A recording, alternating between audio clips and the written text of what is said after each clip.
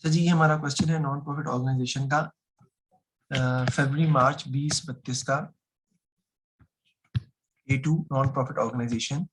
इसमें देखें cafe sales आपको दी हुई है 2,40,000 की, जो कि कैश बेसिस पे है सारी की सारी। कहता है all cafe takings were banked on the same day, 1/4 of the cafe sales were made to non members at a gross margin of 50%। तो 1/4 का मतलब है कि 2,40,000 में से 1/4 यानी 60,000 जो है वो उस पर प्रॉफिट 50% है, जो 30,000 आ जाएगा, और बाकी जो 1,80,000 है उस पर प्रॉफिट 40% है। दोनों को ऐड करेंगे तो आपका जीपी आएगा। सेल्स दी हुई है आपको, ओपनिंग इन्वेंट्री 13,000 की है, कैफे परचेजेस 1,41,000 की है। तो कैफे ट्रेडिंग काउंट सबसे पहले उसने हमें बनाने को कहा है। नीचे देखें कैफे ट्रेडिंग काउंट, वो हम बनाते हैं। सबसे पहले कैफे सेल्स लिख लेंगे 2,40,000 की, प्लस कर देंगे cost of sales, opening inventory add purchases. Opening inventory दी हुई है 13,000 की, ऐड परचेजेस हमें दी हुई है 1,41,000 की, और क्लोजिंग इन्वेंट्री क्वेश्चन में गिवन नहीं है, वो हमें फाइंड करनी है।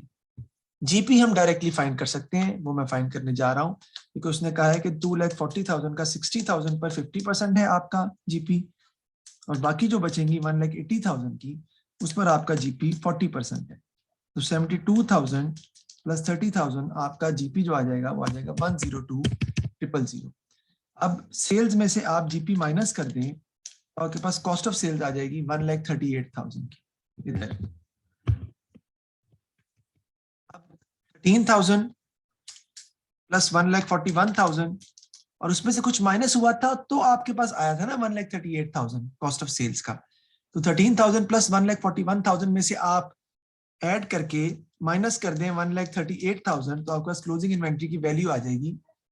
रिवर्स जाकर आप इसको फाइंड कर सकते हैं, जो कि आपकी आ जाएगी 16,000।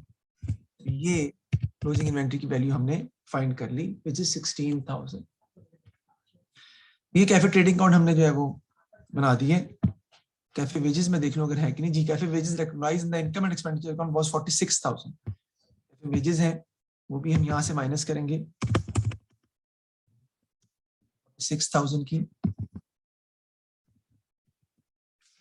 वो गलती से आपने इनकम एंड एक्सपेंडिचर अकाउंट में रिकॉग्नाइज की हैं, जो कि कैफे से रिलेटेड है, कैफे की वेजेस हैं, वो कैफे में आपको रिकॉर्ड करनी पड़ेंगी। ये आपका कैफे ट्रेडिंग प्रॉफिट जो है वो निकल आएगा -46,000, दैट इज 56,000। 56,000 जो है वो आपका कैफे ट्रेडिंग प्रॉफिट आ जाएगा, जो क्वेश्चन में उसने हमें पहली रिक्वायरमेंट जो है वो दी है, बनाने को कहा है। उसके बाद हमने निकालना है जी रिसीट एंड पेमेंट अकाउंट। उसने हमें क्वेश्चन में बनाने को कहा है, यानी कि उसने हमें क्वेश्चन में इनकम एंड एक्सपेंडिचर अकाउंट बनाने को नहीं कहा। क्वेश्चन बिल्कुल चेंज है, इसमें हमने रिसीट एंड पेमेंट अकाउंट बनाना है, यानी कि कैश बुक बनानी है आपने। You may say that you have to prepare a cash book. Receipt and payment account जो है वो कैश बुक की फॉर्म को ही हम तकरीबन कहते हैं, कैश बुक को ही हम रिसीट एंड पेमेंट अकाउंट का नाम देते हैं। वो हम बनाने जा रहे हैं। ये स्पेलिंग थोड़े गलत हो गए हैं, मैं दोबारा लिख लेता हूँ।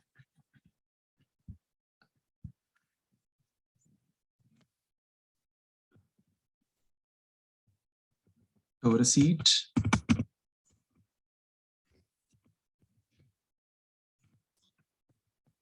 पेमेंट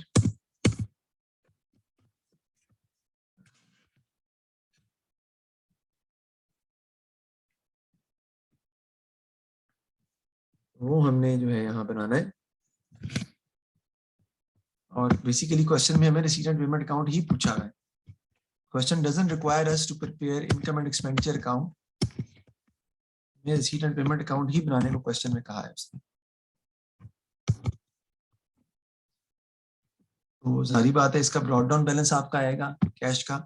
कैश एट बैंक का ब्रॉड डाउन बैलेंस दिया हुआ है 33,500, वो हम लिख लेंगे यहाँ पे ब्रॉड डाउन बैलेंस 3,500। अब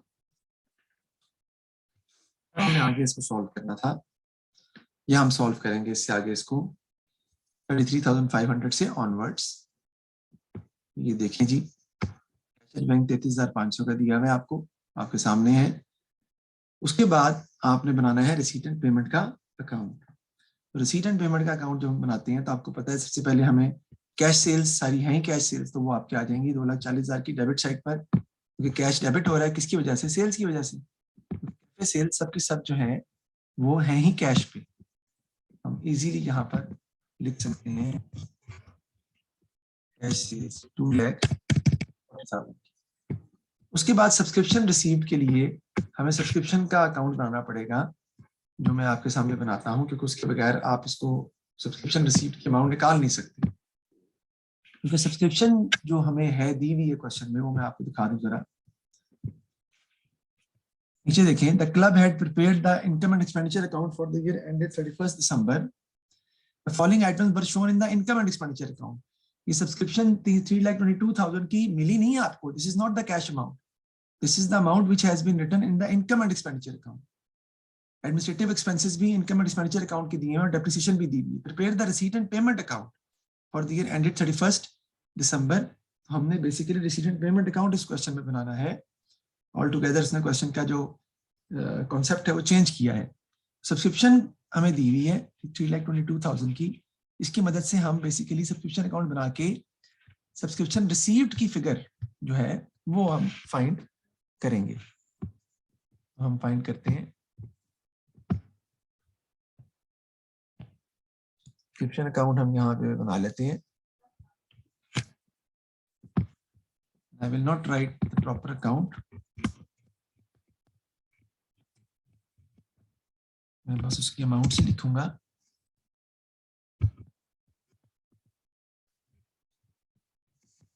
सब्सक्रिप्शन अकाउंट में सबसे पहले जो है आपका इधर आ जाता है एक्रूड ब्रॉट डाउन। ये देखें सब्सक्रिप्शन एरियर्स दिया है हमें 3,800 ओपनिंग है, इधर आ जाएगा। क्लोजिंग हमें दिया हुआ है जी 4,200, वो इधर आ जाएगा आपका एक्रूड कैरेट डाउन के नाम से। इस तरह प्रीपेड ब्रॉट डाउन हमें दिया हुआ है सब्सक्रिप्शन इन एडवांस 2,600 और कैरेट डाउन में दिया हुआ है जी 1,500। इधर आपकी आ जाएगी कैश फिगर जो आपको सब्सक्रिप्शन कैश में मिली है, which we are supposed to find actually। इधर आपकी आ जाएगी इनकम एंड एक्सपेंडिचर अकाउंट की figure. Income and expenditure account की फिगर जो हमारे पास आएगी वो हम देखते हैं कि हमारे पास कितनी आती है या हम कितनी फाइंड कर सकते हैं। तो नीचे हमें दी हुई थी 3,22,000, वो दी हुई थी हमें, बस छोड़ देते हैं, ये हमें दी हुई थी। अब टोटल कर लेंगे डेबिट साइड का, 3,22,000 प्लस 3,800 प्लस 1,500 माइनस 2,600 और माइनस 4,200, तो आपके पास 3,20,500 कैश फिगर आ जाएगी सब्सक्रिप्शन की।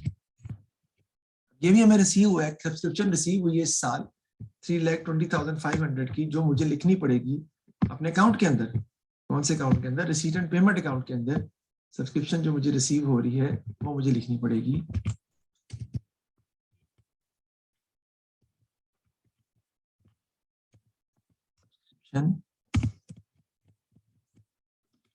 वो आपकी हो रही है 3,20,500। मैं इसको मिटा दूंगा ना, इसकी जरूरत नहीं है, इतनी सब्सक्रिप्शन हमने रिसीव कर ली है। ये भी आपकी रिसीट अकाउंट में आनी थी जो मैंने लिखकर रिकॉर्ड कर लिया, ये मैंने मिटा दिया इसलिए। अब देखते हैं और कौन सी अमाउंट्स हैं जो कि हमने लिखनी है। लेकिन ट्रेड पेबल्स दिए हुए, लेकिन पेमेंट टू ट्रेड पेबल नहीं दी हुई। पेमेंट टू ट्रेड पेबल निकालने के लिए आपको पीएलसीए जो है वो बनाना पड़ेगा। हम पीएलसीए बना लेते हैं। सीए का अकाउंट आपको पता है, इसमें ब्रॉट डाउन आता है, कैरी डाउन आता है, सारी चीजें आती हैं पीएलसीए में। इधर ब्रॉट डाउन आ जाता है आपका, इधर आपका कैरी डाउन आ जाता है, इधर आपका आ जाता है जी पेमेंट जो मुझे चाहिए, इधर आपकी आ जाती हैं क्रेडिट परचेजेस जो परचेज दी हुई है जी, दी हुई है। ये जो दी हुई है आपको 141,000 की, ये क्रेडिट परचेजेस डायरेक्टली दी हुई है आपको, मैं डायरेक्टली लिख दूंगा। पेबल्स कितने के दिए हैं आपको? 26,400 की ओपनिंग है और 29,600 की क्लोजिंग है। 26,400 की ओपनिंग, और 29,600 के क्लोजिंग में। याद रखिएगा हमने इसमें कैश फिगर फाइंड कर रहे हैं, क्रेडिट परचेज की फिगर फाइंड नहीं कर रहे हैं। क्रेडिट परचेज हमें दी हुई है, हमने कैश फिगर फाइंड कर ली। टोटल कर लेंगे हम क्रेडिट साइड का 141,000 प्लस 26,400 और माइनस 29,600, तो मेरे पास कैश फिगर आ जाएगी 137,800, जो पेमेंट टू ट्रेड पेबल की फिगर आ जाएगी मेरे पास 137,800। वो मैं यहाँ पे लिख लूंगा, पेमेंट्स में आ जानी है आपकी वो पेमेंट टू ट्रेड पेबल 137,800। आगे देखते हैं जी हम। उसके बाद कैफे वेजेस एक्रूड आपको दी हुई है, आप गौर करें, और कैफे वेजेस एक्रूड ओपनिंग दी हुई है 5,000 की, जबकि नीचे अगर आप देखें तो आपको cafe wages income and expenditure account की फिगर दी हुई है 46,000। 46,000 में से कैश फिगर निकालने के लिए आपको पता होना चाहिए कि अगर मैं इसका छोटा सा अकाउंट भी बनाना चाहूँ आपके लिए, मैं इजीली बना सकता हूँ कैफे वेजेस का।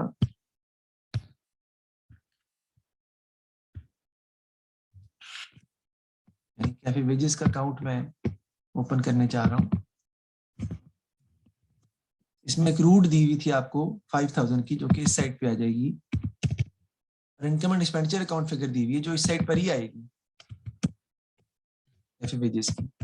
वो कितनी दी हुई है आपको 46,000। कैश फिगर आपकी इधर आ जाएगी, ये जो कि बनेगी 51,000।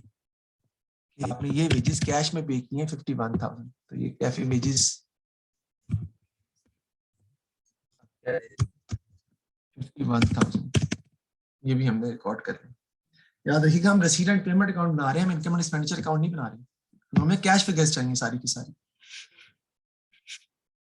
उसके बाद एडमिनिस्ट्रेटिव एक्सपेंसेस को हम देखते हैं।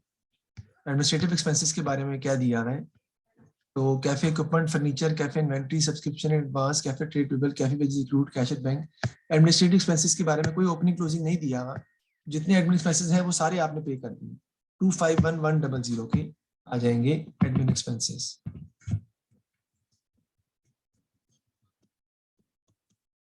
उसके बाद आगे देखें, डेप्रिसिएशन है फर्नीचर एंड फिक्सचर की, लेकिन हमने नया फर्नीचर एंड फिक्सचर भी तो परचेज किया, हो सकता है उसके लिए आपको फर्नीचर एंड फिक्सचर का अकाउंट बनाना पड़ेगा। जो कैफे इक्विपमेंट है उसका अकाउंट नहीं बनेगा, क्योंकि वो हम डेप्रिसिएशन ही कंसीडर करेंगे, जो उसमें डिफरेंस आ रहा है वो डेप्रिसिएशन है, हमें तो कैश फिगर चाहिए। तो उसके लिए हमें फर्नीचर एंड फिक्सचर का अकाउंट जो है वो बनाना पड़ेगा। हम बना लेते हैं।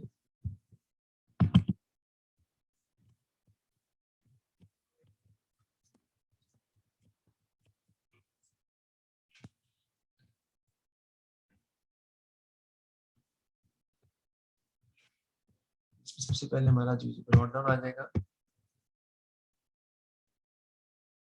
जो पहले से फर्नीचर फिक्सचर हमारे पास पड़ा हुआ है, देख लेते हैं कितना है। वो है जी 48,200 का, और क्लोजिंग है 66,560 का। 48,200 और कैरी डाउन आपको दिया है जी 66,560। ठीक है जी। इधर आपकी एडिशन फिगर आ जाएगी, यानी कि जो आपने नया खरीदा है। इधर डिस्पोजल आता है लेकिन फिलहाल मौजूद नहीं है, और इधर आपकी आ जाएगी डेप्रिसिएशन। देखते हैं डेप्रिसिएशन कितनी दी हुई है हमें कैफे की। डेप्रिसिएशन क्वेश्चन में गिवन है, और वो हमें दी हुई है 16640 की। डेप्रिसिएशन आपकी आ जाएगी 16640। इसका टोटल करके माइनस कर देंगे तो आपके पास परचेजेस जो है वो निकल आएंगी, या एडिशन, यानी जितना आपने फर्नीचर फिक्सचर में नया इजाफा किया या खरीदा है। 16640 प्लस 66,560, 83,200 बन जाएगा टोटल आपका। यहाँ पर इधर भी आपका आ जाएगा 83,200, और 48,200 माइनस कर देंगे हम। 35,000 की आपने परचेजेस की हैं, वो भी आपको लिखनी पड़ेंगी यहाँ पर, यानी कि क्या परचेज किया जी, purchase of furniture and fixture. है जी, हमारा 35,000। That's it. और कोई चीज रेसिडेंट पेमेंट अकाउंट में फिलहाल आती नजर नहीं आ रही। हम कर लेंगे टोटल। अब जैसे हम माइनस कर देंगे क्रेडिट साइड, तो आपके पास कैरी डाउन बैलेंस आ जाएगा इसका, कैश अकाउंट का या रेसिडेंट पेमेंट अकाउंट का कैरी डाउन आ जाएगा 33500 प्लस 2,40,000 प्लस 320,500, 594,000 आपका टोटल आ रहा है। मतलब टोटल जो आपका आ रहा है वो आ रहा है 594,000। इधर भी आ जाएगा वही, राइट साइड पर भी 594,000, वो हम माइनस कर देंगे इसमें से अब 137,800 माइनस 51,000 माइनस 251100 माइनस 35,000, 119,100 आपका आ जाएगा कैरी डाउन बैलेंस जो हमने निकाला है 119,100।